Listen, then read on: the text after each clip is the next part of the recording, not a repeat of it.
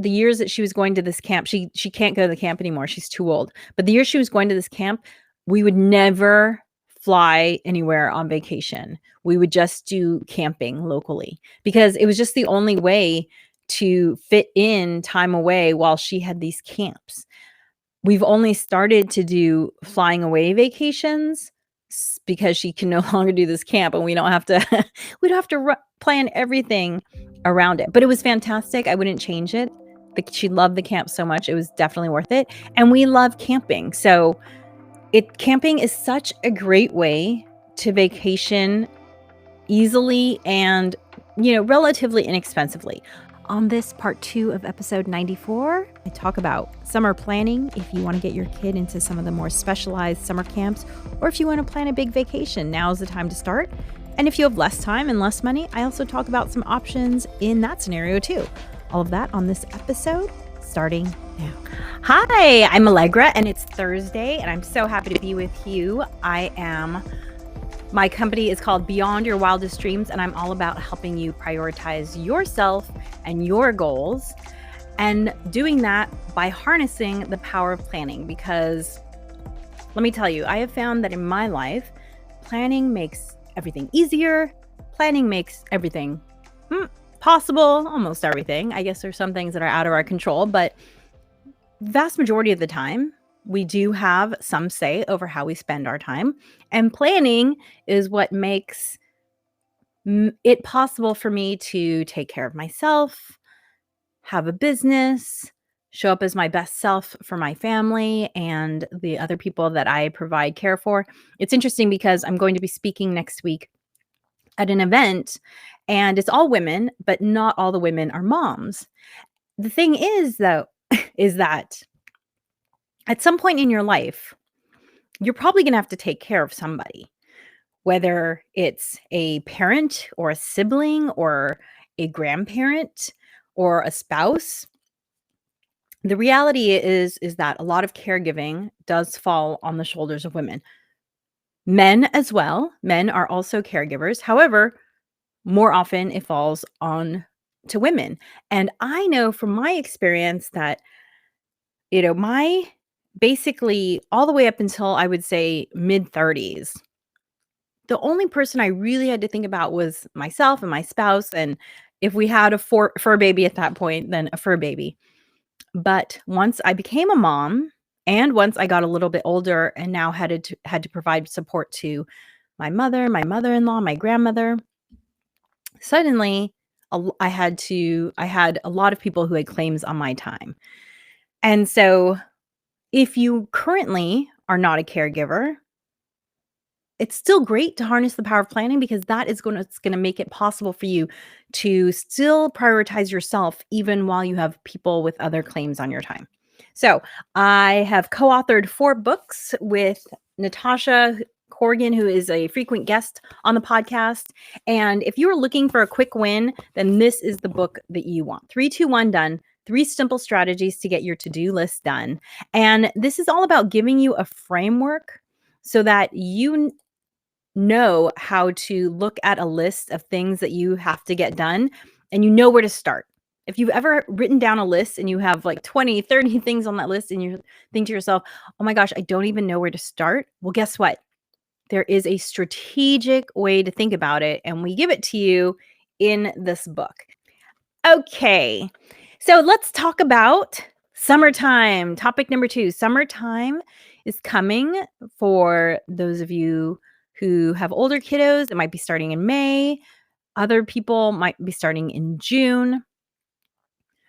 Now is when you should be making plans for early summer. If you're not making plans until August or September, then you have time to go. But my kiddo, her summer is basically mid-June to mid-August. It's short. It's only 2 months. So 1, we don't have a lot of time, and 2, it is quickly approaching. So I personally had started bringing up summer to my family basically around New Year, saying, hey, so what do we want to do? So maybe you already have some ideas, and if so, great. Start looking at what you need in order to make those plans. If you have to buy plane tickets, either buy them now or set an alert. There are some really I have had some success with using Google Flight to kind of predict when the least expensive flights will happen. However, I will say this about Google Flight. It is not always intuitive. For instance, I have found that if you change things like how many stops and what time you want to depart at, it will show you flights that it hadn't shown you when you didn't have those on, which I think is strange because if you have no criteria on, I feel like you should see the most flight options. So definitely play around with Google Flights because I've been surprised at better fares that have popped up when I have moved some of the buttons around.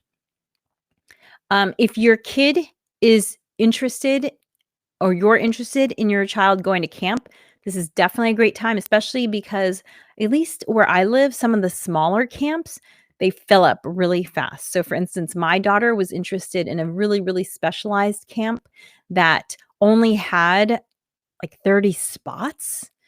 So I basically, as soon as the new year rolled around, I was on their website. They had so few spots that they never sent out emails when registration opened because they felt like it would be unfair and it would just overload the system. So literally, you just had to check every single day or week or whatever you wanted to do. You had to check all the time to see if registration was open so you could register. But that's how I got her in. She went every single year and we always got one of the spots because I had it in my calendar, start looking at the website to register her for this camp. So if it's a really specialty camp like that, then you have to probably start looking now and registering now. If it is a city camp, in my experience, city camps don't seem to fill up. There seem to be openings pretty much up until like 1 or 2 weeks before.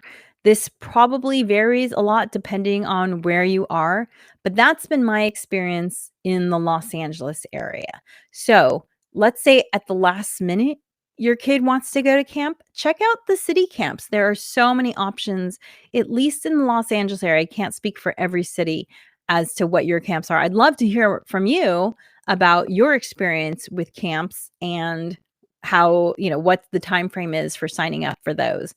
And then at least in Los Angeles, and I know other major cities have lots of private options that are all over the place in terms of number of kids they take. But start looking now so that you can either budget for it or plan for it. My child did like to attend some really specialized camps, and we had to basically work everything around those specialized camps because they were so short. One camp, it was literally only 2 weeks long. That was how long it was. But it was 1 week in July and then 1 week in August. So we had to work everything around those vacations, etc. And when my child, like for instance, she had a lot of things going on in the summer. When she had a lot of things planned, we would make our vacations much smaller and more local. So for instance, whenever the years that she was going to this camp, she can't go to the camp anymore. She's too old. But the year she was going to this camp, we would never fly anywhere on vacation. We would just do camping locally because it was just the only way to fit in time away while she had these camps. We've only started to do flying away vacations because she can no longer do this camp and we don't have to plan everything around it. But it was fantastic. I wouldn't change it. She loved the camp so much. It was definitely worth it. And we love camping. So camping is such a great way to vacation easily and, relatively inexpensively. Obviously, there are some costs required if you are camping for the first time, but hey, maybe you can borrow things from people. The other thing too is if you've never been camping, you might not realize that there are lots of options to do what's called car camping. I put car camping in quotes for those of you listening to the podcast because Car camping basically means you pull up in your car, you open the trunk, and you're at your campsite. You could even sleep in your car if you wanted to. I do know people who have, SUVs who they pull out a pop-up tent, maybe, just to give them some shade during the day. They pull out their chairs and then they set up their bedrolls, their sleeping bags inside the car. So it's really easy to car camp and it's so inexpensive. I mean, campsites can be as little as, $35 a night. And for me, there is nothing more relaxing than camping. And in fact, we actually have on our website a checklist. If you've never gone camping before, a checklist that will help you think about all the things that you might not have thought of because you've never been camping before. So I will just put that up here here we go. It is subscribepage.com/camping. So if you go here, you can sign up for our 10 tips, top 10 tips for planning a camping trip. And we also have printables that Natasha and I have both created that are our own packing lists for camping, and they're slightly different. So you can get both of them. But there's a lot of science in terms of the health benefits of camping. One has been shown that it improves mood. Nature provides a break from digital stimulation or overstimulation. 2, improve sleep. Exposure to sunlight and removal of artificial light resets your body clock, which improves sleep. And 3, you breathe easier. Air pollution triggers asthma, and indoor air pollution can even be worse than quote unquote city air. So getting outside into fresh air is really great for everyone, but especially for young kiddos. So if you haven't gone camping before, absolutely go camping and check out our freebie at subscribepage.com/camping, where we give you our top 10 tips for camping, as well as those packing lists that you can just print up and follow to help you with packing. So the nice thing about camping is that there's so many camping spaces available that maybe the most popular ones you won't be able to get into at the last minute. In the California area, campsites open 6 months in advance of the day that you want them. And for some of the most popular campsites, you have to be right on it when they open 6 months before. However, there are less popular campsites that always have space available. So it's a great way to plan an inexpensive and a last minute vacation for your family. Sometimes with our family, if plans get canceled on a weekend, we'll just say, hey, let's go camping. It is so fantastic. It really resets the body clock. I can tell you that 2 nights of camping feels like 10 days of vacation anywhere else because it's so relaxing for me. So do a little bit of summer planning right now while you're thinking about it fresh.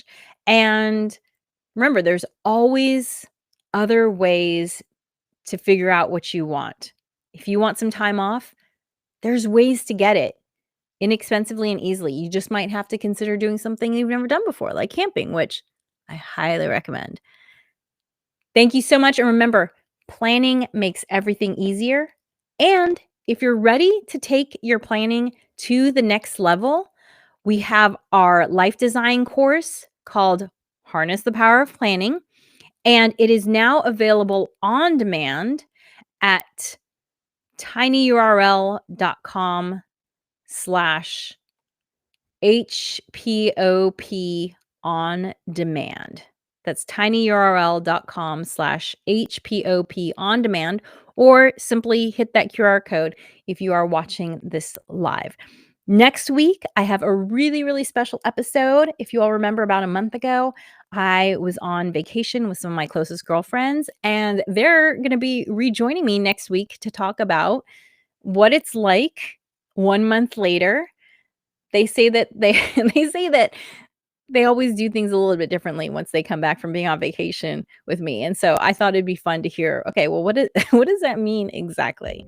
So I'm going to have my girlfriends on next week. That's the first week of March. And again, you can always listen to the Harness the Power of Planning podcast and catch the recording of that. And happy end of February. Remember, tomorrow, February 28th, economic blackout. Dream wild, wild dreamers.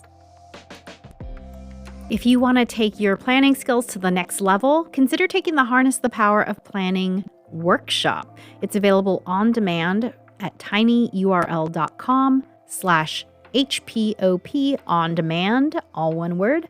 That's tinyurl.com/HPOP on demand. We'll show you how to plan your day, your week, your month, your year, your life, and help you to start prioritizing yourself and your goals right now. Dream wild, wild dreamers. Thanks for joining us for the Harness the Power of Planning podcast. Be sure to like and subscribe wherever you listen.